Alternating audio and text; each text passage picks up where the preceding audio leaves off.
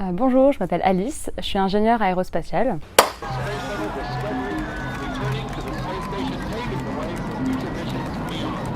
Donc ingénieur, c'est celui qui conçoit et qui fabrique des systèmes. Donc ingénieur aérospatial, il va plutôt se focaliser sur des avions, des drones ou des satellites ou des fusées. Donc moi je suis ingénieure en recherche et développement, donc plutôt en bureau d'études. C'est-à-dire que je passe quand même la majorité de ma journée devant un ordinateur à essayer d'étudier comment fonctionne une fusée. Donc moi principalement je travaille dans le secteur de la navigation. Sur le lanceur il y a énormément de capteurs qui permettent de mesurer sa vitesse, sa position, son accélération à un instant donné. Et en fait nous, notre rôle c'est de prendre toutes les données qu'on reçoit des capteurs, qui sont des données brutes, et en fait de les traiter ensuite. Ces données, elles vont pas être vraiment lisibles, elles vont être brouillées par l'atmosphère, brouillées parce qu'un équipement comme un capteur, c'est pas parfait, donc il y a des défauts. On va faire en sorte ensuite d'avoir une donnée parfaite pour qu'elle soit utilisée ensuite, pour avoir vraiment la position du lanceur à un instant donné. Une fois qu'on aura cette donnée-là, cette donnée traitée, on pourra la passer à d'autres secteurs, comme le pilotage, qui va ensuite piloter le lanceur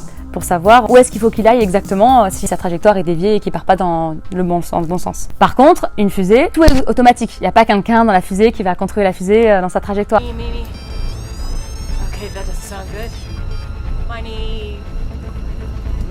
C'est pas possible. C'est-à-dire que nous, là, on code en fait le calculateur du lanceur qui va permettre de la diriger. Comme une voiture automatique, par exemple. Donc là, c'est une fusée automatique.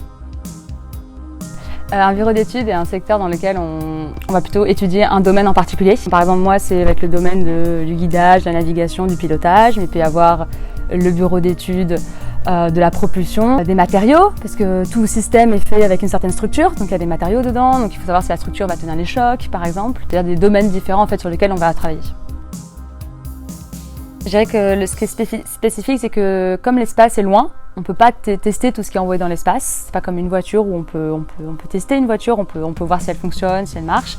Une fusée ou un satellite, on ne peut pas le tester. Il y a tout un travail de tests et de recherche donc, en amont, d'où tous les ingénieurs qui travaillent dans ce secteur-là. Donc par exemple, moi je travaille dans une boîte qui fait des fusées.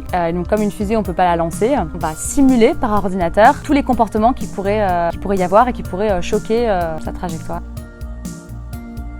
Mes matières préférées quand j'étais plus jeune étaient les mathématiques et la physique. Et du coup, j'ai continué dans cette voie-là. Donc après, j'ai passé un bac scientifique. Ensuite, j'ai fait 2 années de classe préparatoire pour ensuite intégrer une école d'ingénieur après un concours. Donc il y a des centaines d'écoles d'ingénieurs en France, toutes dans des domaines différents. Et moi, celle que j'ai justement intégrée, c'est une école d'ingénieur aéronautique à Toulouse. C'est là où j'ai vraiment découvert le secteur de l'aérospatial, donc aéronautique et spatiale. Et il m'a beaucoup plu. Du coup, je suis restée dans ce domaine-là. On fait un bac pro, après c'est BTS, DUT, et après on peut intégrer sur concours une école d'ingénieur. Regardez toutes les écoles d'ingénieurs qui existent, parce qu'il y en a des centaines, donc c'est pas parce qu'on est moyen en mathématiques qu'on peut pas intégrer une école. Regardez donc les différents domaines qui existent, et surtout de faire des stages en entreprise, parce que c'est vraiment là où on se rend compte du métier d'ingénieur. C'est vrai que ça va un peu tout dire et rien dire, et on comprend pas forcément tant qu'on n'a pas vraiment travaillé avec des ingénieurs.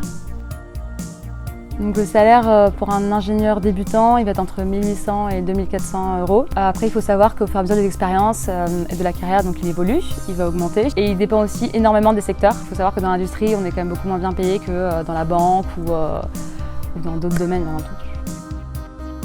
En France, franchement, on manque d'ingénieurs, donc oui, on trouve du travail. Il y a tellement de domaines, donc, comme je disais tout à l'heure, l'automatique, l'informatique, les matériaux, la structure. Et donc du coup, si on cherche vraiment dans un domaine spécifique, là ça va être plus compliqué si on a vraiment quelque chose si on est assez fermé. Il y a beaucoup moins de filles que dans d'autres domaines. On a l'impression que les mathématiques c'est que pour les hommes, mais il y a plein de grandes scientifiques comme par exemple Marie Curie qui a découvert la radiation. N'hésitez pas à chercher vraiment les formations qui existent. Mais maintenant il y a plein de sites internet comme Génération Zébrée qui propose.